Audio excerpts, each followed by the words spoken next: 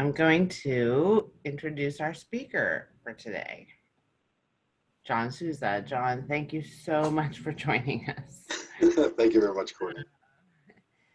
So, John, your resume is so long and astounding that it's hard to go through. But he is the founder of Kingsland University, the first university to be certified for blockchain education. He's working and is renowned for working with entrepreneurs and training people in new skills. He has won numerous awards, including, I have to do the glasses pull down, I'm sorry, because I'm that old. Kingsland has been voted the best training site, best online education site by about.com. He's won an award for best services for small businesses by Mashable, America's Most Promising Companies by Forbes, Forbes Best Startup.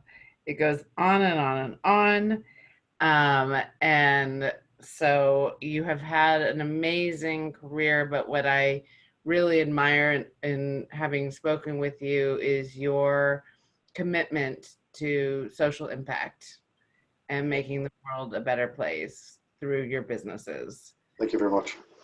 I wanted to talk to you today about, tell us a little bit about how you are retraining people and helping them repurpose in the time of COVID-19.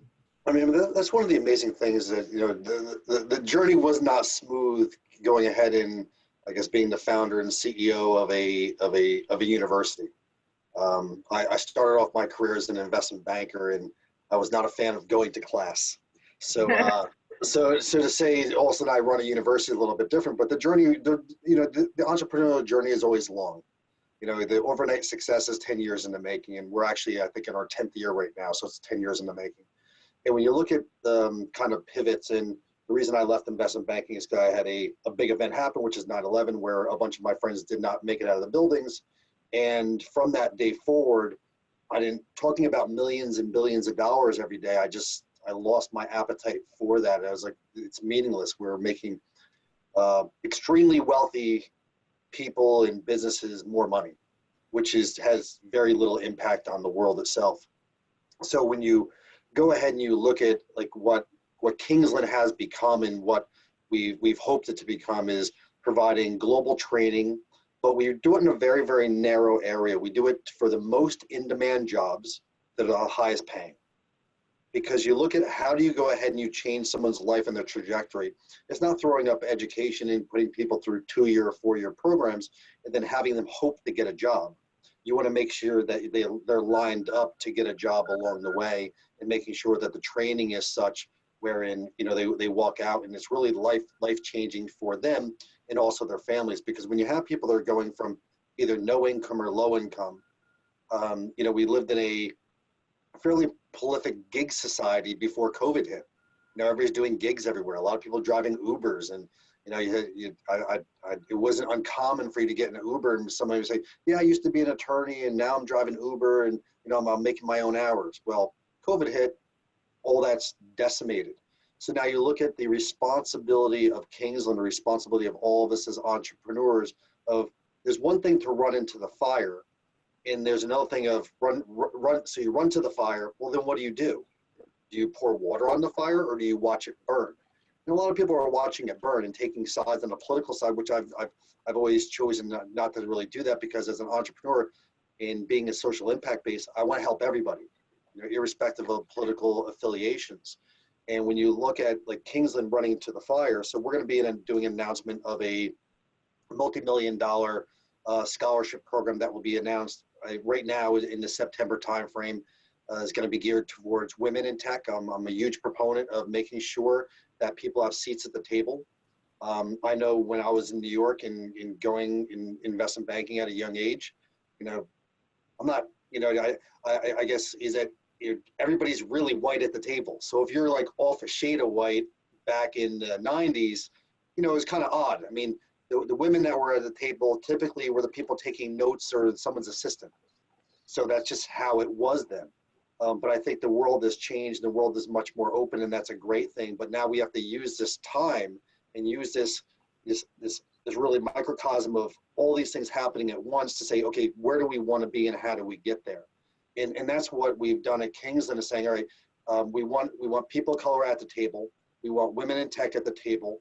So instead of saying it like we want that, I'm in the rare circumstance that I can actually make it happen. So I think it's a really, really interesting. You know, I'm a father of a 7-year-old daughter. I mean, I don't want her to have any limitations and no glass ceilings above her head. So when you sit here and you look at what can the world look like years from now, it's a blended world. Yeah. You know, it's a blended world. What's white and what's black and what's brown. I mean, it really shouldn't matter as long as you go ahead and you do the work. Now, I'm not a proponent of anything being handed out to you, but I think in Kingsland right now with the multi-million-dollar scholarships, we train people predominantly in coding. So full stack coding, software engineer, going into blockchain training, and also cybersecurity. And those are the most in-demand skills right now that people want to get trained on. And the jobs are, you know, there's an unbelievable amount of jobs that are open where they can't get filled. And COVID has actually made the jobs necessary even more. Right. So for us, we're in a good situation. Right. And then I want to move on to the Reliant science. And you do actually have permission to share your slides. You want to share your slides? So let me see if I can do that.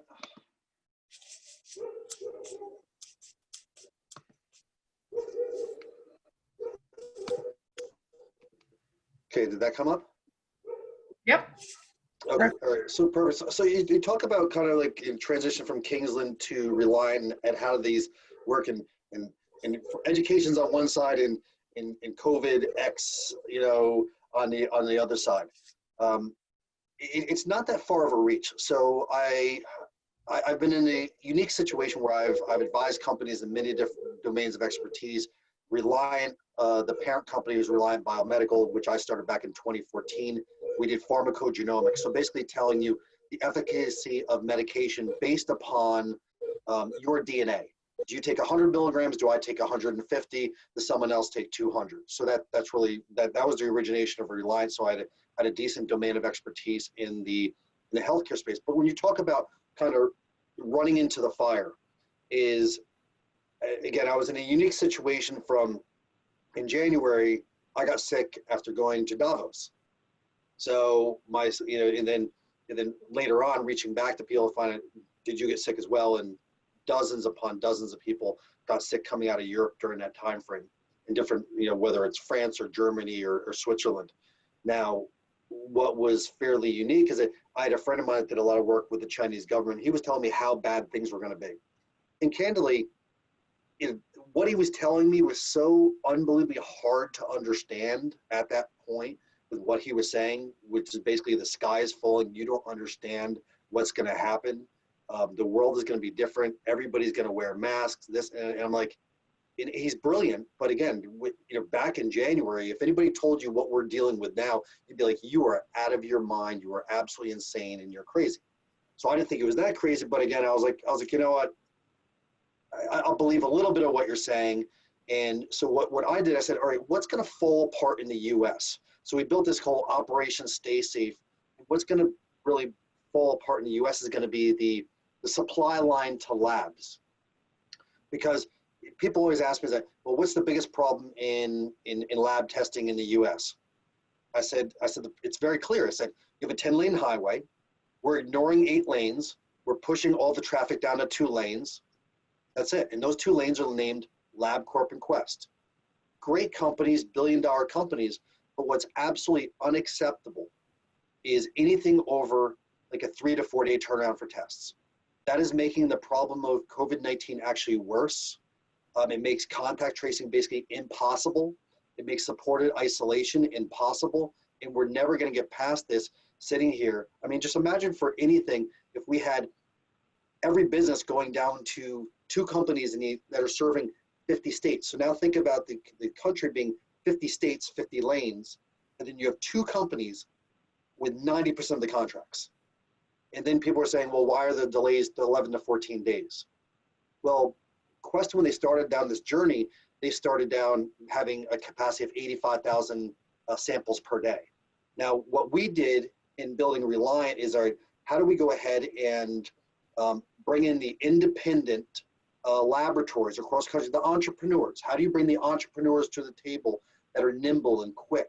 So the small, medium businesses. And how do we bring in the telehealth companies? How do we bring in the mobile medical professionals? How do you bring in the physician networks and the technology layers that all go along this? Because healthcare is really, really strange because everything's in silos. So no one ever talks to each other. The companies never deal with each other. They don't even know what each other's does except for getting an invoice back and forth. So what we did is really create this whole ecosystem of making sure that we tied together as kind of a linchpin, and how do we go ahead and get American businesses back reopened? And we're still in that process of figuring out how that happens with the government, how that happens with commerce, who's going to pay for the testing. But the number one thing is that we need to protect, first responders. We need to protect those that are unhoused. We need to protect those that are housing insecure, the people that have to leave their house because if they stay home, they can't eat. There's a lot of people out there. Is that when you look at the predominance of people that are getting infected, it's because they have to leave their house. I live in LA, so there's a lot of people that live in a dense housing situation. What do I mean by that? It's a 1-bedroom, 2-bedroom apartment, 12 people living in it. It becomes problematic because one person leaves the house, they get it, 12 people in the house get it because they're leaving the house. So we're getting past that, and what we built at kind of Reliant Health Services, we're geared for rapid deployment across the entire country. We're test agnostic because we're not quote unquote selling test kits. Ours is a straight up a solution. So our number one key to success is we're test agnostic. What we're not agnostic on is the quality of the test. What we found is, for those of you that have gotten tested for COVID-19, some people have used what they call nasal pharyngeal, which is kind of what they call the brain